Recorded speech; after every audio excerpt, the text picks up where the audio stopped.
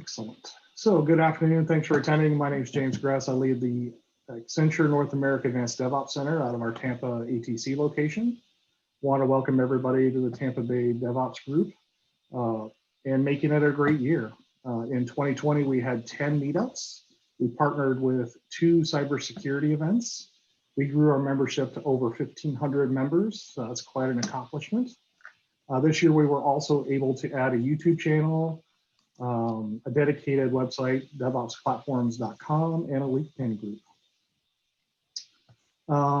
We put this meeting together to share all things DevOps and, see the latest in the space. And I think from this meeting and from what we're going to see, we are definitely getting the latest in this space. Some of the content has just recently been released. As always, we're looking for speakers. If you're interested, please drop me a note. Going into 2020, looking to make it even better. So we're going to try adding breakout sessions for more networking, which just allow our groups to be able to talk to each other more effectively in kind of a more personable perspective or setting. Adding more technical demos that for the people that really like to see the code in action and actually look at the code itself. Based on the views from the YouTube stuff that we have out there and the attendance, it seems like it's mostly in demand. But we're still going to also put out there content on how enterprise and organizations are maturing DevOps at scale and DevSecOps, et cetera. I've even thought about putting a VR meetup out there. I've actually built a little bit of a space on it. I'm just not sure how many of our folks actually have VR equipment that could actually join, but might actually give that a shot and see if we can't do a VR version of this just for fun. If you have any topics you'd like to hear about, please drop me a note. Just as a reminder, this will be a recorded event and posted on YouTube. Some quick guidelines: please keep your phone on mute unless asking a question. We encourage video. It makes it feel more socially engaging. And at the end, we'll open it up for questions, and feel free to add any questions to the chat or even unmute yourself and ask the presenter question. Sam and myself will monitor the chat and try to make sure everybody gets their question answered. In today's session, we're going to talk about some of the new capabilities that were recently showcased in this year's reInvent, which is still going on. We encourage everyone to go check it out. Some really great content and really great sessions to get us all amped up for the new year. I'm really happy to see a lot more machine learning being incorporated in the DevOps space, which we'll see a little bit of that today. With that being said, I want to introduce Nick. He's an Amazon DevOps Senior Solution Architect, and Sam, which is part of the business development group. So Nick, take it away. So first of all, thanks James for inviting us to be in the company of DevOps enthusiasts in your meetup group. I'm really very glad to be a part of it. As we have all witnessed, DevOps is a constantly evolving field, and I'm very happy to see a great turnout and your interest. So thanks for having us. Before I begin, I will just pass it on to Sam to introduce himself, and then I can go on with the presentation. Yeah, hi, my name is Sam Chan. I've been with AWS for about three and a half years at this point, and I'm the go-to-market lead for both the Amazon CodeGuru as well as the DevOps Guru service that we are going to talk about here. So happy to meet you guys, and if you've got any sales, marketing, that type of information that would come, or questions rather, that would come to me, and then anything technical would go to Nikunj. That's kind of the divisional layer between the two of us. But it's nice to meet everybody. Thank you, Sam. So let me introduce myself. My name is Nikunj Vaidya. You can call me Nick. It's easier to converse. I'm a senior solutions architect, DevOps specialist. My main focus area are the services that utilize machine learning in DevOps, which as of today is CodeGuru and now DevOps Guru. My role at AWS is to collaborate with the BD team and Sam being a part of it to evangelize our services and provide technical guidance to our customers. Before AWS, I have worked in engineering roles, leading software and DevOps organizations, and I have been in touch with the DevOps field for quite some time. So happy to be a part of it. In today's presentation, I will provide a quick overview of CodeGuru and delve into the new features released during the current reInvent. We'll cover two services, CodeGuru and DevOps Guru, both of them. First, I will go through CodeGuru. And also, I would try to see if I can prefer to spend more time on the demos and really kind of getting a feel of the service rather than slides. But just for the sake of continuity from the topics perspective, I'll just go through the slides first and then go to the demo. If there are compelling questions you have, feel free to stop me. It's good to have an interactive discussion. However, if there are a number of them, what I'll do is I'll finish off my presentation, and then at the end we can discuss even more. So let me begin with sharing my presentation. Give me just 1 minute. I will share my screen here. And please, if you can confirm if you can see my slides. I can see them. Yeah, perfect. All right, let me maximize it. Okay. And I will try to minimize this. Okay. All right, so let me begin with the presentation. To begin with, I just wanted to introduce a set of variety of services that we offer just in the developer and DevOps segment.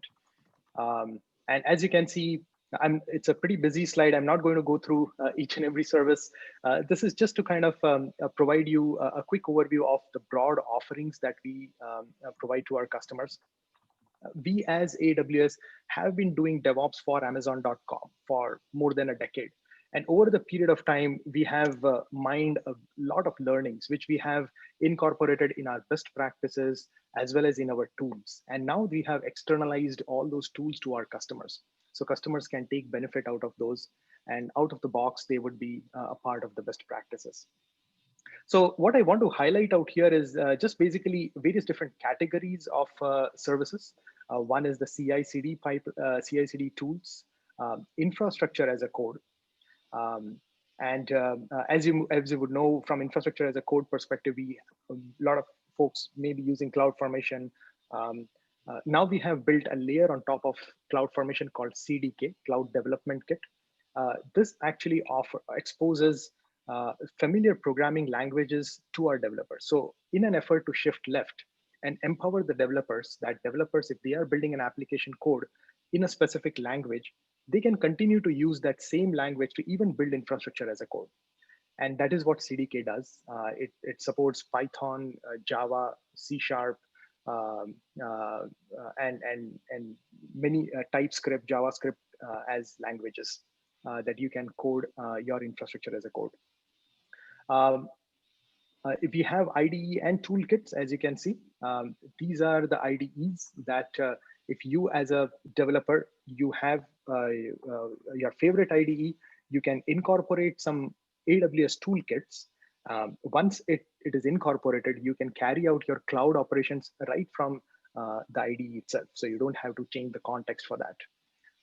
Similarly, we offer IDE, which is browser-based IDE, which is like a Cloud9, where access from anywhere, and you will exactly get the same development environment that you use.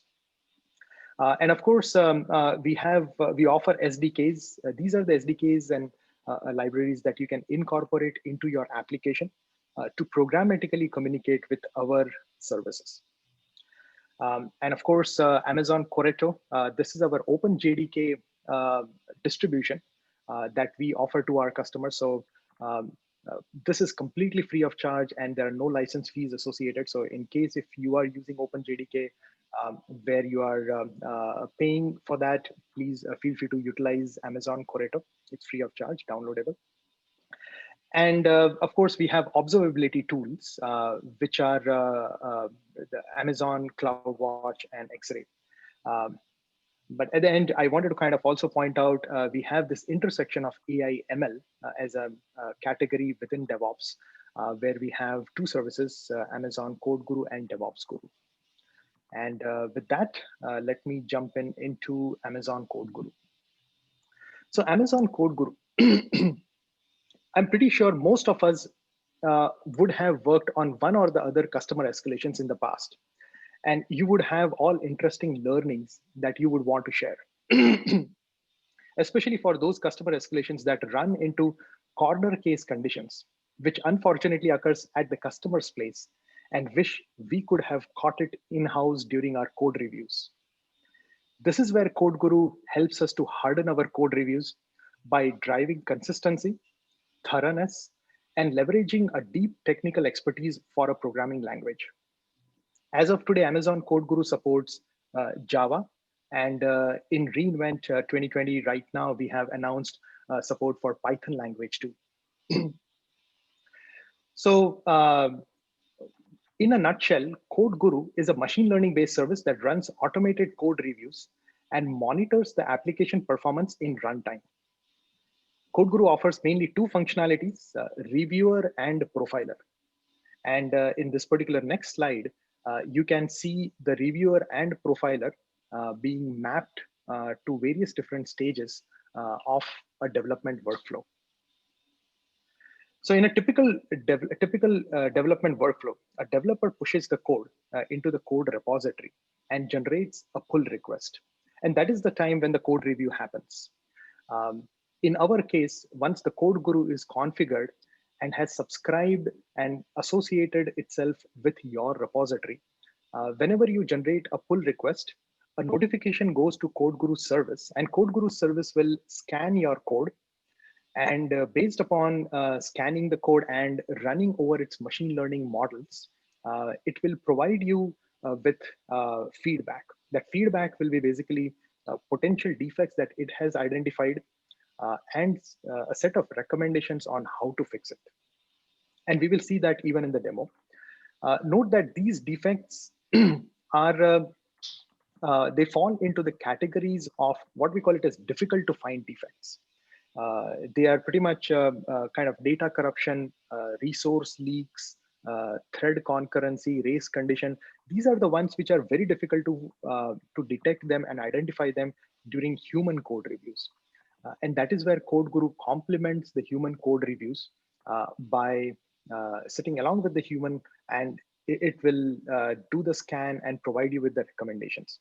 So from developer perspective, I have generated a pull request. I'll wait for the CodeGuru to provide me with the recommendations. Once I see it, I can incorporate those recommendations into my code and improve my code. Remember, we as from CodeGuru reviewer perspective, it is not positioned to really replace the human code reviews, because most of the human code reviews are focused on the business logic, which is very important. However, CodeGuru complements it by focusing on the functional correctness of a programming language, where it will focus on these, what we call it as difficult to find defects, and scan across all the code paths, as well as provide you with a lot of consistency in recommendations. All the code reviews that will be conducted from time to time across various different functions, they will have that consistency factor in it. And that is where, as you can see on the initial part on the left-hand side, the static code analysis or the code analysis will be conducted. Now, profiler, which is the second function, comes in at a later stage when the application is, when the source code goes through a build stage and a build artifact is created, and the build artifact is now instantiated, application is instantiated. During that time, a profiler thread is spawned on the same compute instance. Your compute instance could be your EC2 machine, or it could be a container that is running on a compute instance, or it could be a Lambda. Depending on whatever is the compute instance, a profiler thread is spawned, and that profiler thread sits with your application and monitors your application performance, more from the CPU latency and memory characteristics perspective. And what it will do is it will collect all that data and send it to the profiler backend. And profiler backend, when it receives all that information, it will provide you with a feedback. And that feedback will be the visualization of your application structure, which will be represented in a flame graph model. We'll see it in the demonstration also. As well as it will also provide you with the actionable recommendations on what are the specific lines of code that it found that you could tweak and modify it, that you can improve the application performance. So in a way, CodeGuru Reviewer and CodeGuru Profiler both are tools that are a part of the software development workflow that are meant to provide continuous developer feedback. And the developer can go through the code iterations to ensure that the code can be improved. And you could set it as a part of an automated system, and maybe as a part of CI/CD pipeline, to build in guardrails to ensure that you could have a high bar of code quality across every code iteration that goes through the pipeline. CodeGuru was launched on reInvent 2019 last year. And since then, it has a number of feature functionalities that have been incorporated. And today in reInvent 2020, we have addressed a number of additions to it. And we will briefly talk about it also. So here, this particular slide talks about various different categories of issues that the CodeGuru reviewer provides you recommendation about. As you can see, AWS best practices, that is more in the use of correct APIs to use. If you could be using deprecated APIs, and it will tell you to use the correct ones, or maybe more efficient ways of using the API. Thread concurrency, it will see any risk of multiple threads working on the same piece of code at the time and potentially impacting the application stability or the data consistency. And it will provide you with recommendations on how to avoid it. The interesting part is, if you have a Java code, you would usually put like synchronization blocks, which is a Java construct itself. And if you put these synchronization blocks, it will enforce it to have a single threaded piece of code. Now with that, if you have too many synchronization blocks across your application, you're kind of defeating the purpose of multi-threaded application. And that is where CodeGuru comes into picture, where it says that you're doing over synchronization, and you could remove it in certain places and take other alternative approaches to avoid thread concurrency. And we'll see that in the demo also. Resource leaks, these are something that it sees that certain resources are opened and forgot to be closed at the end of the method or so. It will provide you with the recommendation. Sensitive information leak, something which is very important. Security is priority 0 for AWS and within us. So we have a lot of emphasis built into security, and I'll spend a little bit more on the security part also later. But definitely it looks for any kind of sensitive information that is a part of code that could be a risk. Code efficiency, code duplication. Code duplication is places where you have similar pieces of code fragmented across all your files, and it might tell you to just consolidate that into one place so that it's easier from code readability perspective, also as from the code maintainability perspective. Input validation. This is the place where your application is accepting the inputs. It requires you to ensure that there is enough amount of validation done before proceeding ahead, because this is the place where either the malicious attacks can be injected, or it could be just accidental inputs that can impact your application stability. So it provides you with guidance on how we can strengthen that part of it. CodeGuru reviewer, as I was mentioning, considering the fact, reviewer and profiler both, considering the fact that it mainly focuses on improving the developer experience, but at the same time, what it does is it brings agility into your software delivery. Gone are those days where we are kind of sometimes blocked on the code reviews. And as you can imagine, the SMEs who do the code reviews manually, and there are functional SMEs, and really going across all of them and getting the sign off from all of them, rather than having an automated way of ensuring that the functional correctness is there. And we focus on the business logic to ensure that the manually it is reviewed. That would potentially improve the agility of software delivery. No question about it saves the time for the developer, as well as it saves the money, mainly from the operational costs, not only by necessarily preventing or reducing the cost from the customer escalations, But I think the more important part is that it improves your application efficiency. So the number of resources that your application uses also is pretty efficient. One thing I wanted to bring it out to your notice is, in fact, actually, we released it on 2019, but we want to mention that we ourselves are a big user of CodeGuru. For multiple services and applications, we are using CodeGuru internally. And as you can see from just 2017 to 2018, the difference perspective, we actually were able to improve the CPU utilization by 325%, and lower the cost at the same time by 39%. And this is only on the Prime Day for Amazon. So you can see the massive amount of savings that we were able to reap out of CodeGuru service.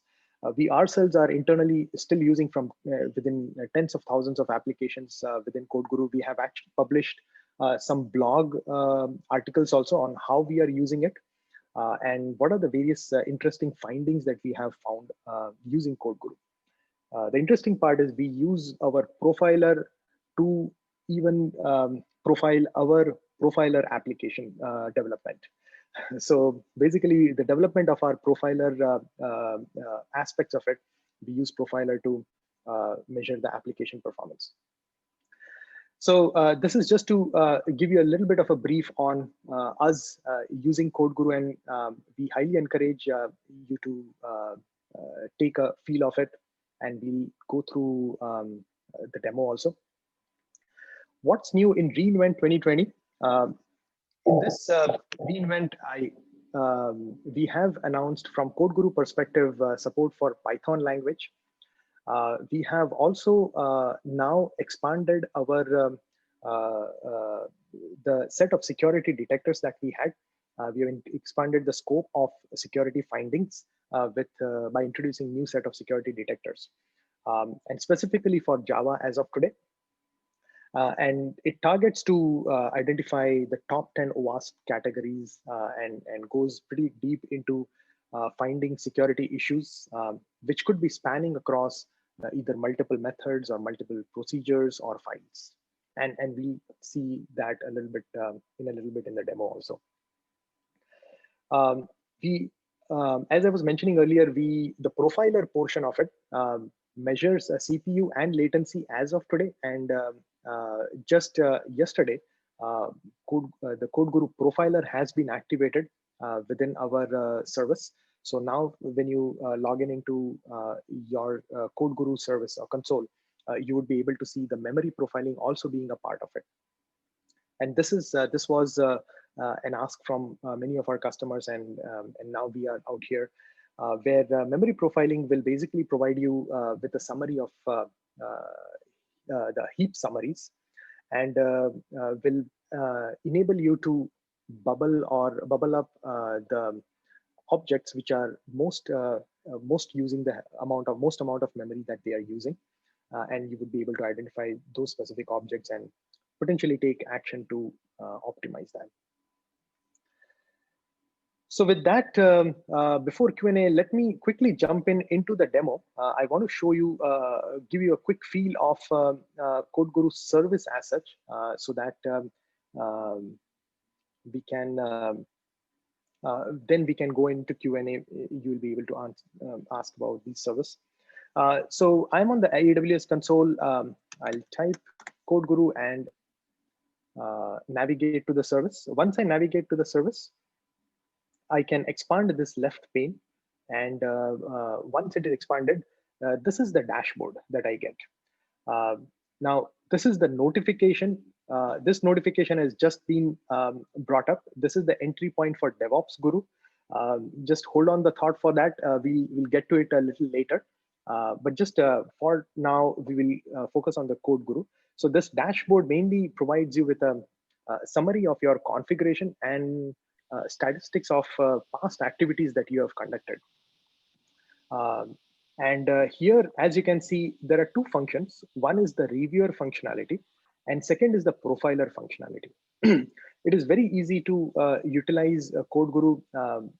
Forgot to mention, and for Sam will be able to add to it a little later at the end of the presentation, that the first 90 days is free of charge. So please feel free to utilize and test it out. You could onboard your code and run the CodeGuru against that and see the recommendations coming up. But to onboard, it's very straightforward. You go onto the associated repositories, and this is the place where if you want to associate, say for example, you are using a repository where you have a code posted on that. You could be using AWS Code Commit or a Bitbucket Cloud Repository, GitHub Cloud Repository, or a GitHub Enterprise Server. Currently, we support these 4 repositories. And say, for example, if I select Code Commit, I can select from the list of repositories from here, and I can associate with it. Or say, for example, if I use GitHub, I just use my credentials to log in into GitHub. Once I'm logged in into it, I will see the repository list of repositories that I can associate with. So say, for example, right now I take AWS Code Commit and I pick up an repository, I can click associate.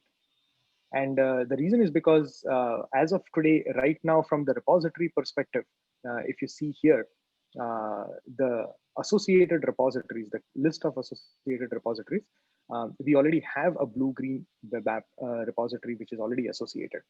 So I can disassociate repository at any point of time, and I can associate the repository. When you associate it, it takes approximately around, I would say, less than 30 seconds to get associated. And once it is associated and onboarded, you can select a particular repository and generate a code review.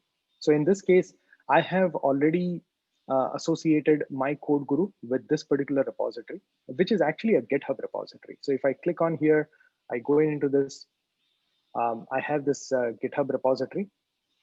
And from this GitHub repository, what I will do is, me as a developer, I can go into and generate a pull request from here.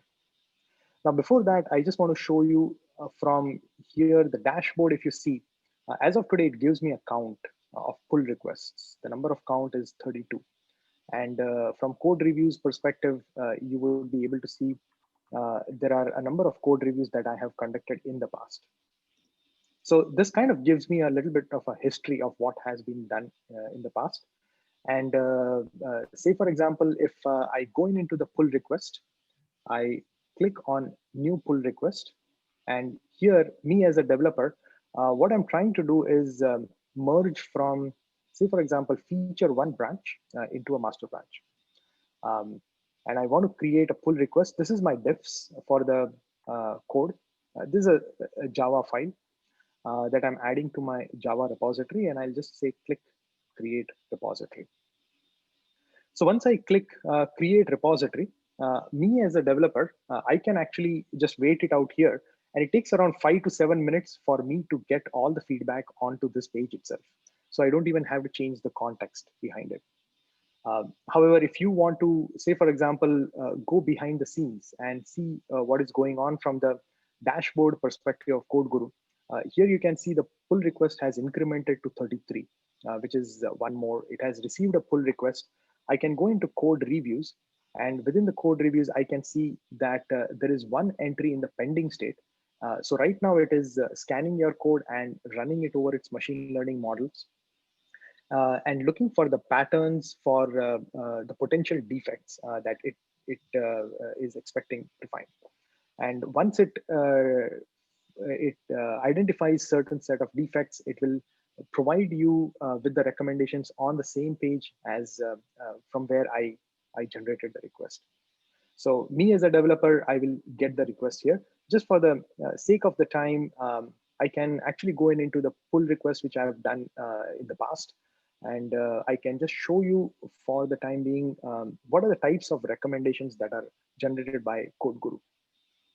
So this is pretty straightforward. Here you can see in this case, these are the recommendations that are generated, which is there are approximately around 5 recommendations that are generated. And here you can see that it is pretty much mentioning that here I'm instantiating S3 client.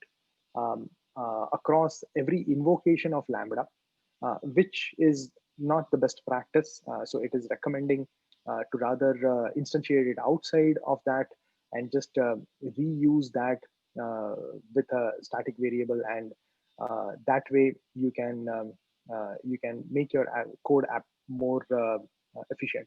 It provides you with a link also as the best practices for coding on Lambda function. So you can see it out here. Now, the second recommendation that is generated is more from the list objects perspective. I'm using the list objects API, whereas it is saying that this is an outdated API. List objects v2 is now come out. You can update it to that other API. In this case, what it's saying is usually we take this approach when we create a resource and we are waiting for the resource to get completed, fully created. This is like a while loop waiting for it. And what it says is that may not be the best practice from the CPU and memory utilization perspective. It is recommending to use what we call it as the waiters feature. This was introduced some time back, and it provides you with a link on how to use those waiters in your code. With the code examples, this is pretty much a blog article that provides details on how the waiters can be utilized. But it provides you with enough information that you can incorporate within your code. This is a interesting example where it has detected a potential thread concurrency issue. In this case, what it's doing is it's a simple 3-line code where in the first line it is it's checking whether the entry exists or not, and if it does not exist, it creates a new entry in the hash map with a tuple, and then the third entry it populates that particular entry. Now, what CodeGuru comes up with the recommendation is the fact that it is 3 different lines. What might happen is while the thread 1 is just executing and is entering the second line, a second thread might have already executed the first line and gone into the second line and created the new entry. And it would have also populated the entry. So the first thread, when it comes to the second line or third line, it would find that the entry is already existing. So what it is suggesting is rather using the put API, rather use put if absent API. So if it is absent, you create an entry, but if it is existing, we do not do.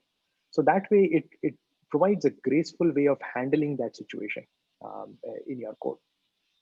And similarly, out here in the last recommendation here, it says you are doing a list objects, you're collecting it in this object. The problem with that is you're not doing a pagination check. And it is recommending you to do pagination check because maybe you're going ahead with just the first page of the output that you have gotten. And maybe there is more output that is coming. So you may want to loop through the output and make sure that you've come to the last entry, and then you move ahead. But these are the types of recommendations which are generated by CodeGuru. And from CodeGuru perspective, it pretty much, so now the code, this has completed the pull request. And if we go back into our open pull request, which is basically this one. And if we look at it, we have gotten these recommendations from there. So in a way, from the development perspective, the advantage is I get all these recommendations from the code review perspective, which is the static code analysis. Now, remember, we did a pull request here. Many times you are in a situation that you may want to run a full repository analysis. There could be multiple files. So because once you do a pull request, what will happen is only the files that are included within the pull request, they will be scanned, and you will be provided recommendations only for those 2 files. However, you may want to carry out a full repository analysis, and you can go into full repository analysis and you can create a repository and you can generate that. So say, for example, if I have to go into a different region, I'm just going into a different region to create a repository analysis. Now, if I click on create repository analysis, in this case, I have a choice whether I can do a simple code recommendations, which is what we did through the pull request. It will go through the same cycle. However, I can also select code and security recommendations. So this is a special workflow that has been built uh, to do more deeper security scanning. So what this does is, if you click on this and you select the repository that you have added. Now, one other point I wanted to highlight to you is, in the earlier one where I showed the demo, I showed you the 4 different types of repositories do we support. However, the interesting part is now we have come up with this new workflow, which will enable you to use your S3 bucket. So in case, say, for example, you're using a repository which is not supported by CodeGuru, you can still use CodeGuru. You can zip the code and put it into the S3 bucket and carry out a code analysis onto that. So in this case, what happens is here I say upload it to the S3 bucket, and I will pick up the source.zip file from here. And I will also pick up the build file, which is the jar.zip file. Now, this S3 bucket is already created for me. And the reason is because the first time when you run this, it will show a button where it will tell you that if you click that, it will create an S3 bucket behind the scenes for that particular region and associate it with CodeGuru. So you do not have to do any kind of configuration. You just have to click that button. And once it is S3 bucket is created, then you just click on upload to S3 bucket, and it will automatically pick up the right S3 bucket to put your the zip file of the source file as well as the build artifact. And with that, you can click on create repository analysis, and that will go through the repository analysis.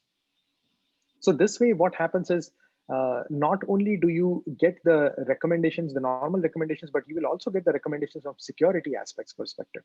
So this is one of the code reviews that I had conducted sometime in the past. And I wanted to show you a quick output of that. And here you can see that I have received around 10 recommendations.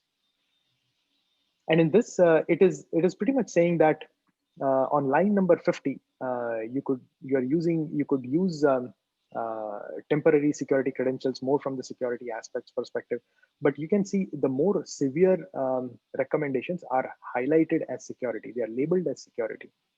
There are some security related recommendations that are generated. So those are the ones that you may want to bubble up to address the issues quickly. Here it says you're using hard-coded AWS credentials, and it points out that line number 50 and 24, 25, and hopefully if I have a file open, yeah, I have the file open, fortunately. Here on line number 50, I'm returning the basic AWS credentials. This is typical Java code. And here you can see I'm actually using the constants where I am initializing my AWS credentials. So this is also a hard-coded credentials. This is not a good practice from coding perspective. You can see out here in the main, it is mentioning that this recommendation where 62 to 70 and 75 to 82, these are the lines of code which are pretty similar. And potentially what it suggests is, say, for example, 62 to 70. So this is the piece of code and this piece of code. They look pretty similar. And what it's saying is, why don't you consolidate that? And you could have better code readability if possible. So these are the, this is the recommendation, which is a non-security recommendation. This is another security recommendation. And in this case, what it is saying is on line number 63, I'm using a Cypher object, which may not be secure. So in line number 63 here, I'm instantiating an instance of Cypher object, and I'm using this variable, which is actually a string variable, which is provided a value of des. So you are creating an object with a des algorithm, and what it says is it's better to use a more secure algorithm for your application. Then in this case, here it is detecting the creation of the cookies, and this is on line number 87 and 88. If you see from here, line number 87 and 88, it is interesting that you are creating a cookie from here, and then you are just adding and you're going along with the function. But what it is suggesting is use a set secure API so that you can send the cookie, transmit the cookie in a more secure way. So it is recommended to use this API in that function.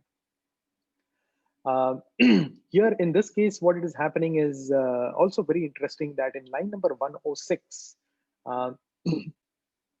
here you can see in the line number 106, here what is happening is you got some input and you are first decrypting it, and then you are encrypting it and then sending it out. So you are encrypting with a new key ID. So whatever came into you, you are decrypting it and then encrypting it with a new key ID and sending it to you, sending it out.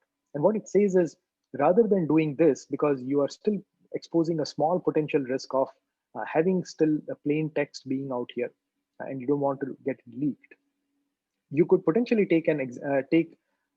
utilize a function like this, which is re-encrypt.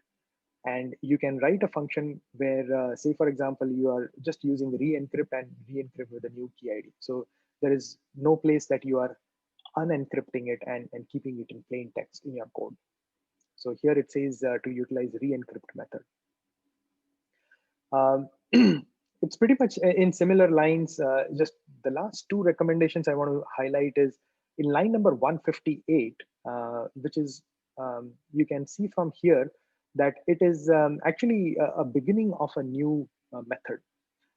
And what it is saying is this particular method, which just ended on line number 158, it has detected that the file output stream was instantiated. However, you have not closed that file descriptor, and it is recommending you to close it. So it has seen a potential resource leak risk out there. And lastly, I want to kind of point out is in this particular case where it is line number 158 back again, what it is telling is in this case, say for example, here, there is a path traversal happening, path traversal function. And here what is happening is you are receiving a request from outside as an HTTP request. And from that request, you are creating a cookie, and then from that cookie, you are deriving the path.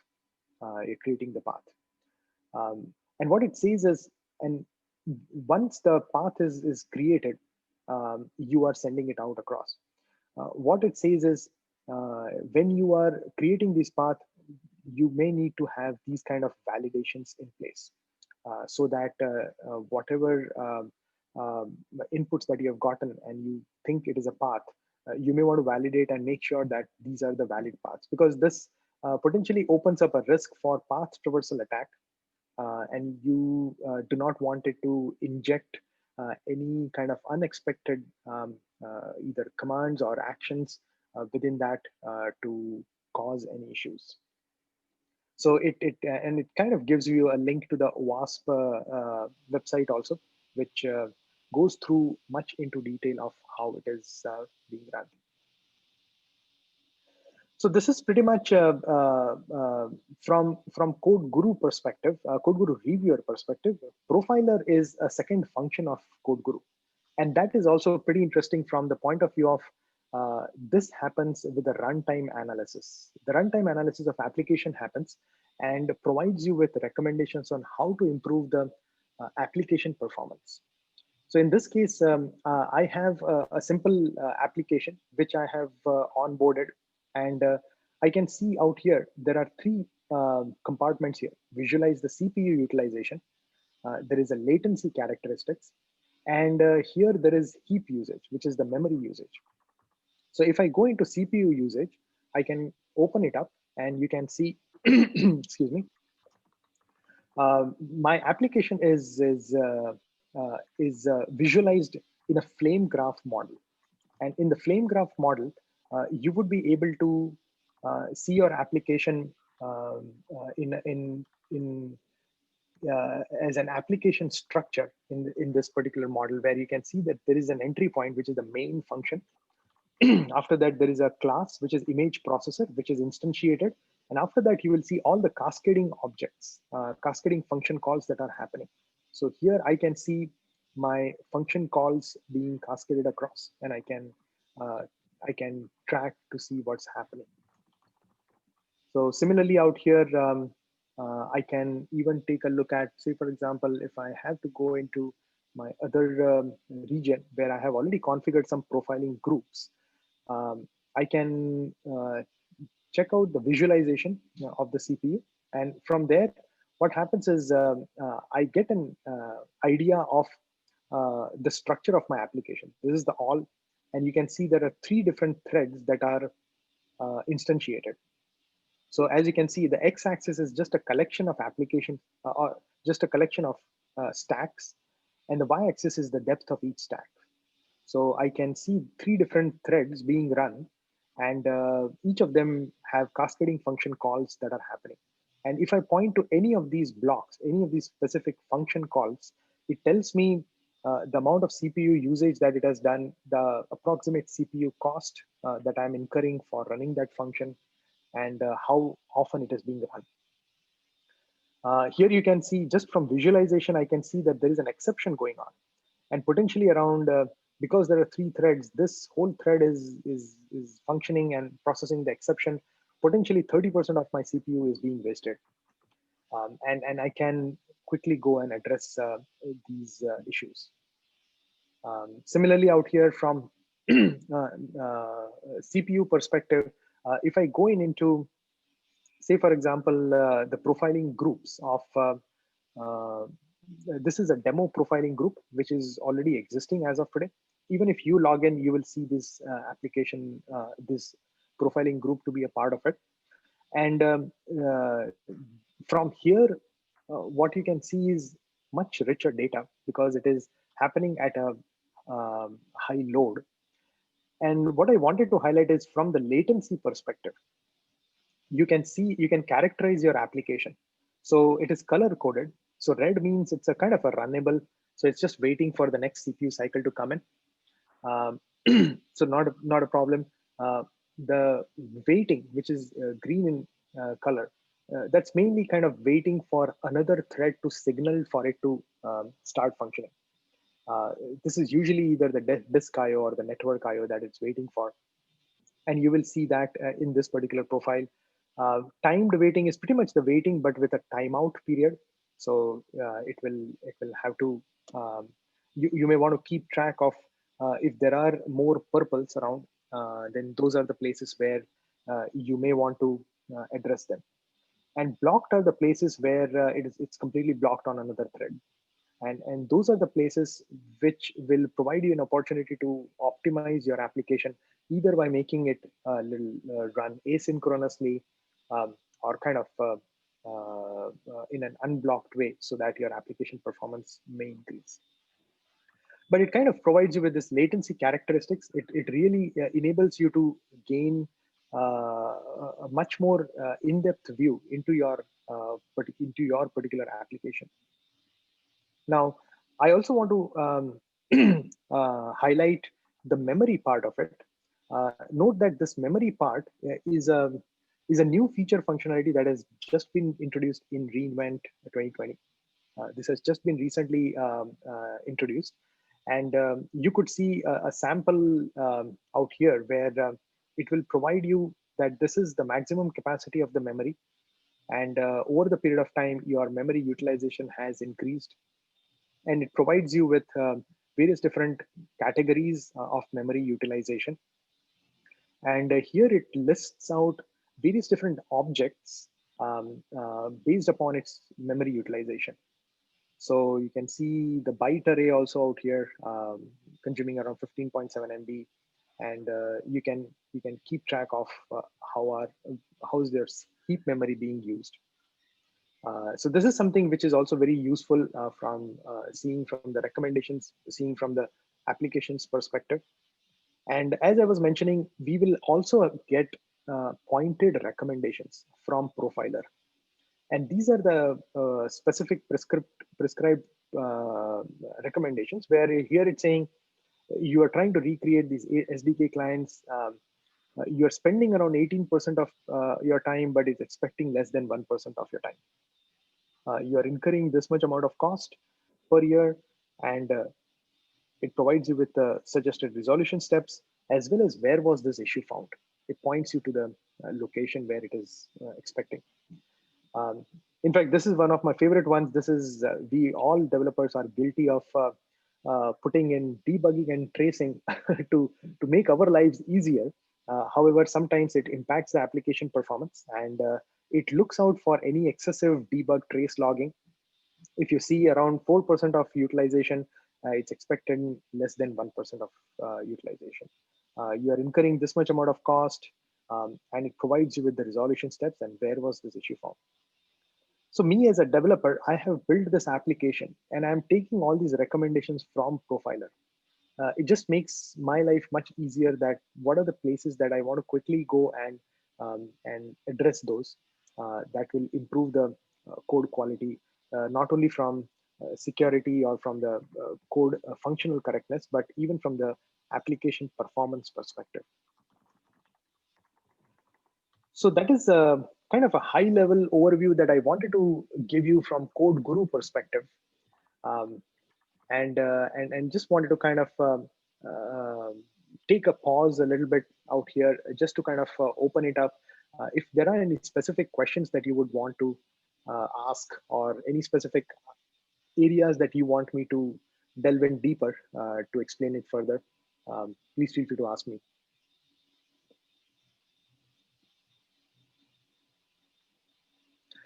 I'm actually not keeping track of the chat, but let me see if I can open it up. Actually, the chat looks open. I don't see any questions out on chat, but this was great. This is really good stuff. Wasn't even aware of that memory part of it. I was aware of some of the other aspects of it, but this is, I appreciate the content on this. It's good. Absolutely. Absolutely. But as it was just announced, I can understand why I didn't catch it. That is correct. Yeah. Memory just got announced during reInvent 2020, and in fact, just yesterday, I believe, yesterday or day before yesterday, I'm forgetting. The memory profiler was enabled on our console. So absolutely, I think you can also take a look at your console, and you'll be able to see that new widgets come into place. If I can, I will have a quick question regarding this. Sure. This all recommendation provided by this service. Is there any possibility to disable some of them, or have some possibility to control which exactly will be presented to our developers? Because not always we want to then to fix all of stuff which is which is provided. Yeah? So to reduce the amount of the messages to them. Do we have such option here? Right. So actually, what we support is something like this. That say, for example, you are as a developer sitting out here, and you got all the recommendations. You could actually provide the feedback that whether this recommendation was useful to you or not, and that you can do it through this. There is a small icon, either thumbs up or thumbs down, just to kind of give us a feedback. So that we ourselves will be also aware of that what are the recommendations that are most useful to the field. Similarly, even from CodeGuru dashboard perspective also, you would be able to even provide the recommendations for the code reviews that we have conducted, that has already been conducted. You can go into individual one of them and provide whether a thumbs up or thumbs down. So either on the CodeGuru dashboard, or the repository that you are using and where the recommendations have come in, you can do you can provide your feedback, and that way the models, that way the recommendations that will be generated those recommendations will go as a feedback so that the frequency of that recommendations we can reduce it. Did I answer your question, or was it? Yes, but partially, yeah, because as I understand this, this is some feedback information for the machine learning, yeah. So if I will say that this is, I don't want it, probably after sometimes it will disappear. But let's say that there is some recommendation which is valid, but at this moment I don't want that my developers will fix it. And temporary, I want to just not show it in a pull request review, but after some time I want to enable it. There is such possibility to do something like this, or this is not yet implemented here. Right. Not yet. We don't have any functionality as of now to do the thing that you are mentioning.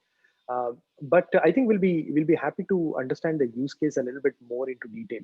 And I understand that you are kind of mentioning that there are certain recommendations while for the piece of code that you are building it out, and you are expecting certain recommendations to show up, and you don't want the developers to really necessarily act upon it, and you want to control and suppress those.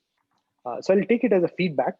If this is something that is lines with your use case, definitely I think that is something as kind of scenario. Let's imagine that we will migrate to the AWS from some other vendor, yeah, and let's say that the project didn't have yet static code analysis or something like this, and you can imagine that for some bigger project there will be thousands of this recommendation from the day zero, yeah. So we want to avoid something like this, yeah. We want to gradually help our developers to improve the code, but not overwhelm them with the number of the requests of the recommendations. Yeah. I see. Okay. This is good to understand the use case. Absolutely. I think this is feedback that I'll take it back to the service team. Okay. Thank you. Thank you. Sure. Is there a publicly available list of any of the static code analysis rules that are ran? Or I imagine it's constantly updated, so we don't have access to that. Yeah. So actually, what the major difference between CodeGuru Reviewer and other static code analysis is CodeGuru Reviewer is mainly based upon the machine learning models, which have been trained from like millions of code reviews that we have conducted over the past. And not only code reviews, but even for the application profiles, either within Amazon or on open source projects. So most of the events or the patterns that it looks for and alerts you of a potential defect, that is based upon the event pattern matching from the machine learning models.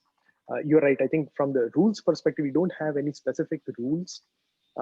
Because it's what we are looking for is a very complex set of patterns, where it's mainly looking for those defects which fall into those categories of race, condition, thread concurrency, and so it's not looking for like syntax errors or style checking. That's usually done in the IDE level, and that's the reason why we are not gone through a rules model. We are going it through the machine learning models, where it's constantly evolving, and we want to ensure that it can catch all those difficult defects. That's helpful. Thank you. Sure.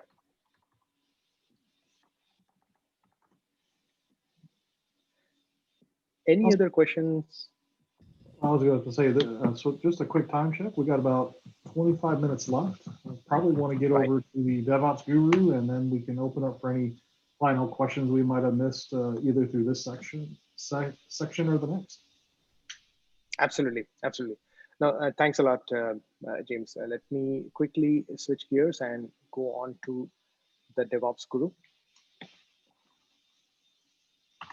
Right, let me go through it.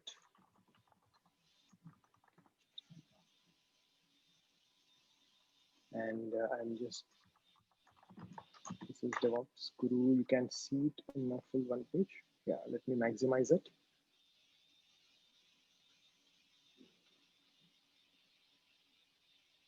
Okay, this is where it is. Okay.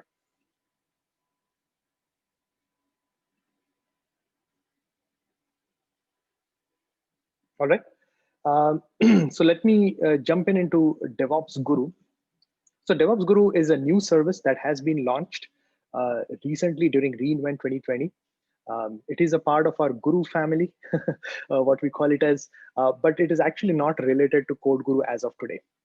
It is also a machine learning powered service, but it functions pretty much independently and is more geared towards bringing the AI into the operations, into the IT operations.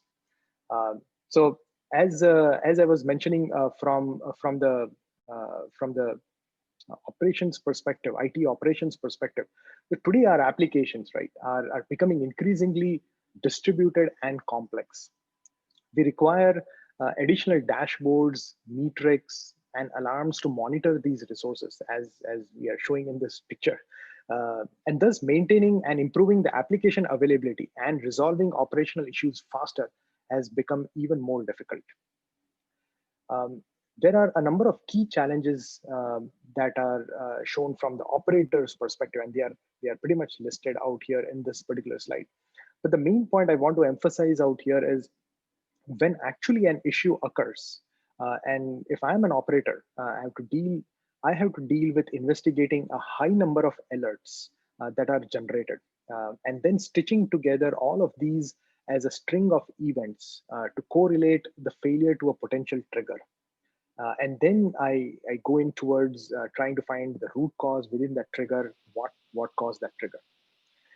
From an operator's point of view, think of it, the variety of metrics, logs, events, traces, they have to track across all the applications and across all the resources. And not to forget the overwhelming number of alarms to enable just to ensure the full coverage of it, right?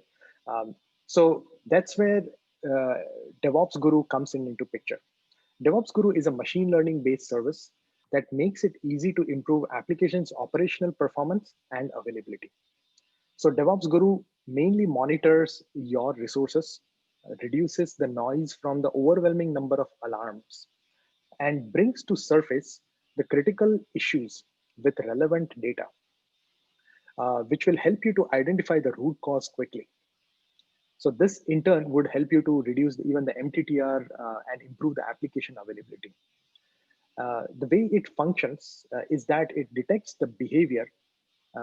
It detects behaviors that deviates from normal operating patterns and alerts you of detected anomalies, providing you with recommendations on how to mitigate that and how to fix it. So we will see it even in our demo, but the point I want to highlight out here is once you provide it the necessary information about the application boundaries. And what I mean by application boundaries is from DevOps Guru perspective, it considers as of today either an AWS account, so all the resources in AWS account to really scan for, or you can give small application boundaries by saying this is the cloud formation stack that you want to monitor. This is another cloud formation stack that you want to monitor. So the cloud application boundary is our cloud formation stack, or maybe a stack set, which will span across multiple accounts. So what will happen is with that, it will monitor the resources within that application stack, and it'll automatically detect those changes and starts ingesting the data from those new resources. So once you point it to a cloud formation stack, any new resources you add to that cloud formation stack, it will automatically start ingesting the metrics for that and onboard it, and it will start monitoring it. You yourself do not have to do anything, any specific, any extra steps. So no need to set up any additional monitoring or alarms for the new resources that you are adding. And that's the beauty of it from DevOps Guru perspective. When I'll show you in the demo also,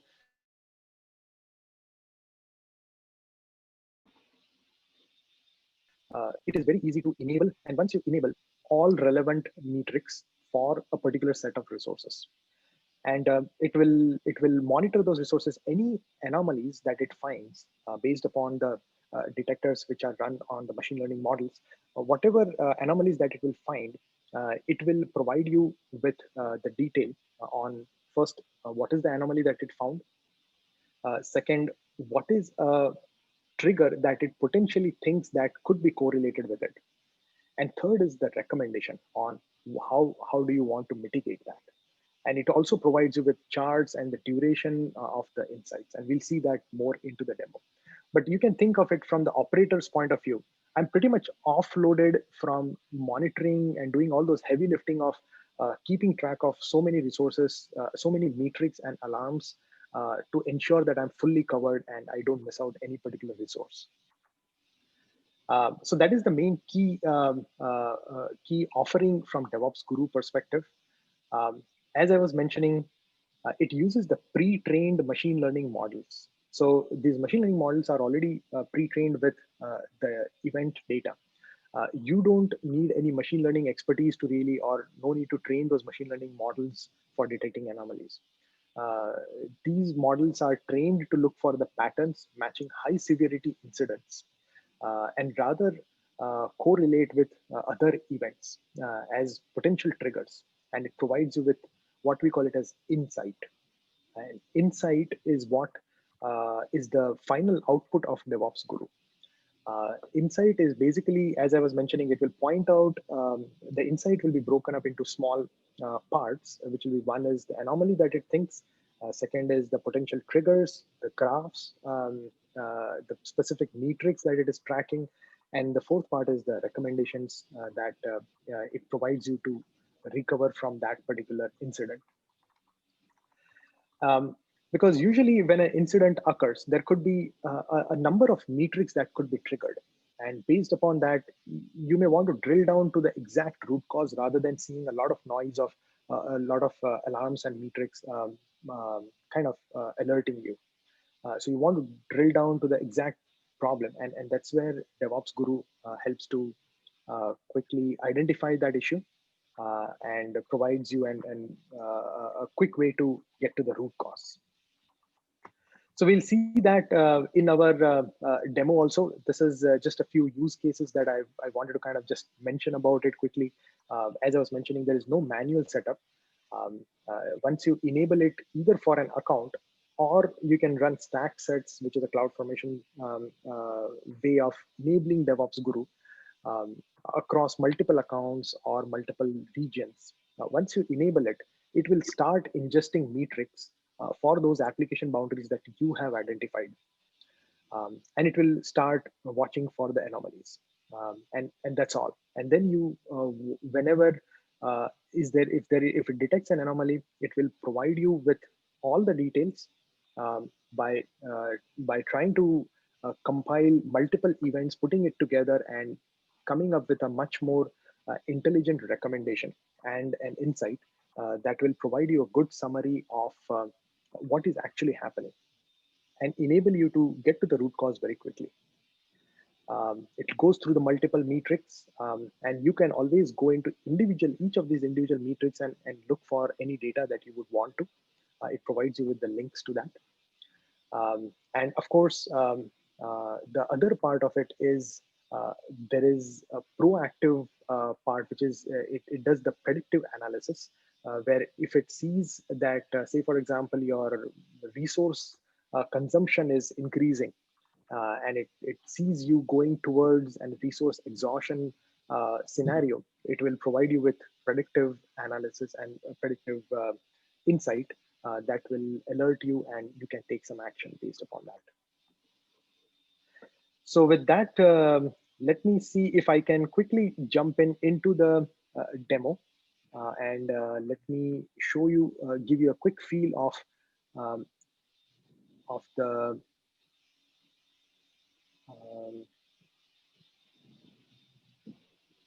demo portion of it. I believe, see, that's it.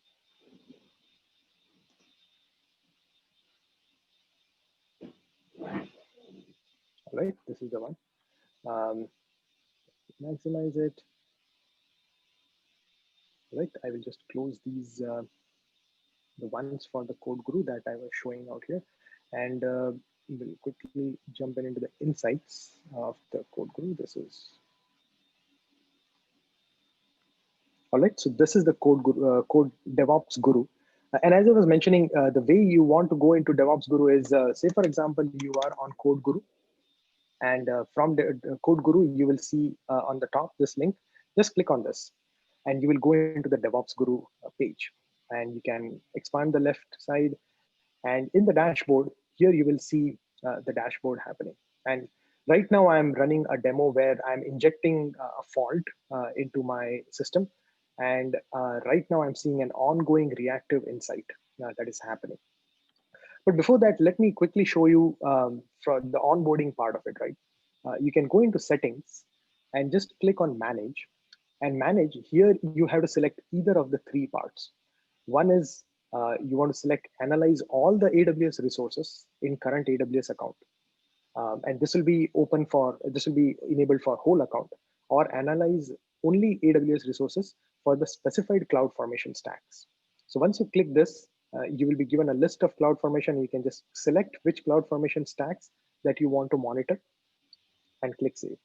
Or you can disable it using don't analyze resources. Once you do that, now your DevOps Guru will start working behind the scenes and will start ingesting metrics from all the resources that it is monitoring, and will start monitor and will actively monitor for all of those. So in this case, I'm using a simple script of Python to really ingest to send some API HTTP request, and I'm getting 200s out here. So it is functioning fine. It is going well. However, and this goes to the API gateway onto my system, and API gateway talks to Lambda, and Lambda talks to DynamoDB table. So eventually, I'm extracting the records from the DynamoDB table, and I'm showing it out here. So what it basically is telling me is from the dashboard perspective, here it has seen one ongoing reactive insight. We can go in and click on that. Here, forgot to mention about it. But say, for example, if in this dashboard, here you can see this CloudFormation stack, which is in red. This is the one which is, as of today, unhealthy stack. This is the place where it has seen an ongoing reactive insight. But if I say all stacks, it will show me all the stacks. Basically, I've selected only 2 of them.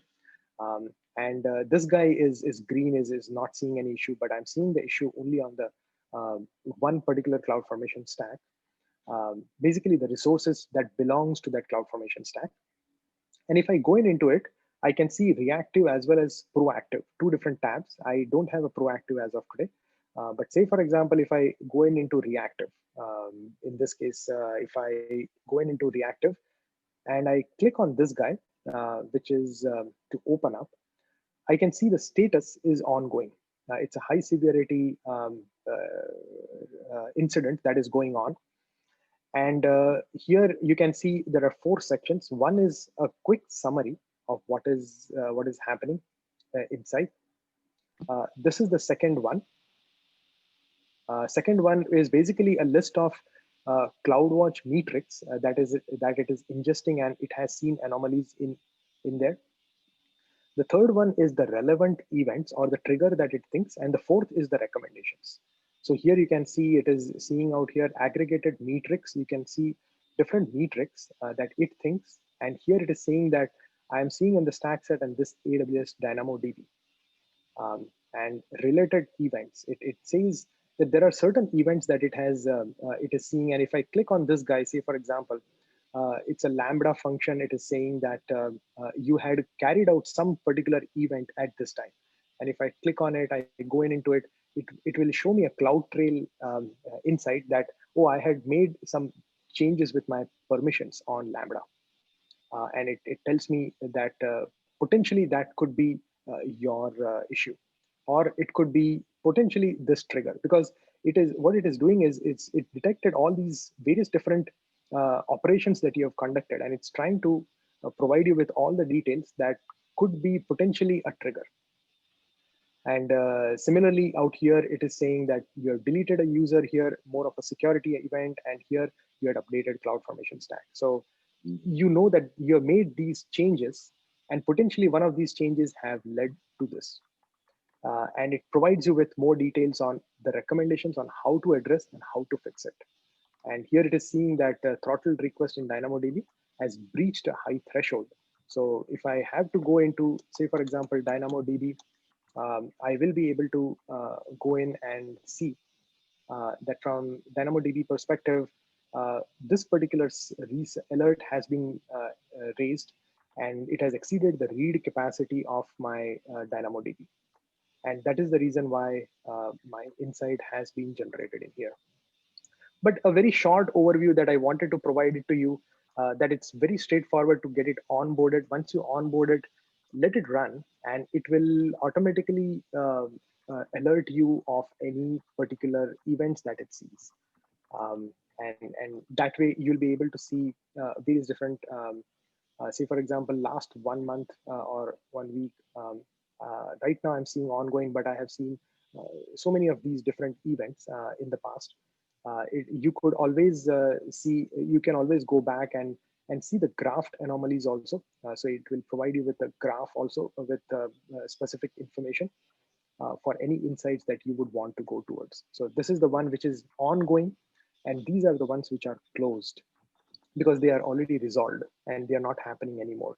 But I have these two tabs, either aggregated metrics, or I can go through graphed anomalies, and I can see what are the various different metrics for different. So these are Lambda errors that it's seeing, API gateway seeing 5xx errors, DynamoDB read throttle events, and this is the throttle requests that are coming in.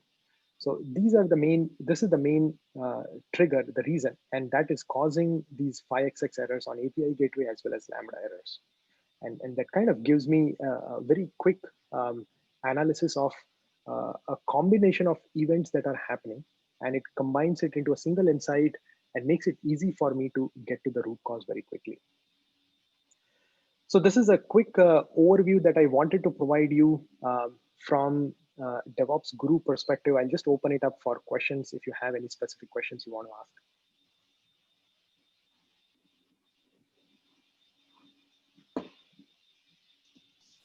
Just quick question. How long it will take to set up? Because as I understand, it will need to somehow analyze what is the standard traffic in particular CloudFormation. Yeah. So yeah. So how long it will take to create such baseline for this solution? No, actually, I think, so what happens is a number of things. So it will keep track of any addition or deletion to the resources of the CloudFormation stacks. So any resources added, it will update it. But apart from that, once you start ingesting the metrics, what it is doing is once the metrics are onboarded, it is automatically ready to detect for any anomalies. And it has those well-known anomaly patterns that are already available in the machine learning models that are being trained. So if it sees a match, it will provide you with the recommendations immediately. So you don't need to necessarily spend too much of time in baselining. However, remember, this is a machine learning based. So if you start with sending bad requests continuously, it may think that this is pretty normal. But if you first you start with a good amount of good traffic, and then you start seeing these bad traffic within it or some anomalies to that, then you will start seeing those alerts coming out for you. Okay, so I don't have a deterministic exact time to tell you that how much time does it take, because it really depends on the number of factors. But it takes, you could think of it as it should take less than 30 minutes, 45 minutes to get ready and start analyzing. Okay, it. so it will use the baseline from the some previously generated some other solutions, yeah, which it already analyzed, yeah. That's actually a good point. So if it has, if your resources has history behind it, that it has been working, and that's why when you run it in a production, it has a history of all those resources, and that's where it will refer to it and it will provide you with the recommendations. If it's a new resources is just recently added, it might take a little while to get to that point to provide you with recommendations. Okay, and one more question regarding this bad startup. Yeah, when I start with some bad requests, there is option to reset machine. This what the machine learning learned about my solution, or if I will start with some bad request, it's already doomed. No, it's not. No, I would not say that. I mean, I was just giving an example. If you stop, say for if you're sending some kind of an event, what I'm mainly getting towards is the point is you would have a test environment, say for example, and in the test environment you would want to start testing out some experiments. You might not see an insight immediately. And the reason is because it will have to profile and it will have to have a history that what is the good part of the behavior and then classify and categorize it into an anomaly. So from testing and a contained environment perspective, you may not see the reactive insight quickly. However, if you are in a production environment which has a long amount of history for each resources, you'll be able to refer to it and we'll be providing you recommendations much more faster. Okay, thanks for informations. Sure. Nick, I have a question. So I tried the preview in one of our real world environments and took basically 15 minutes to analyze everything, the full environment. But I have a question now. I didn't find any option to insert some new trained pattern. I mean, so everything looks like already trained, and I didn't find any option to insert some new training there. Right.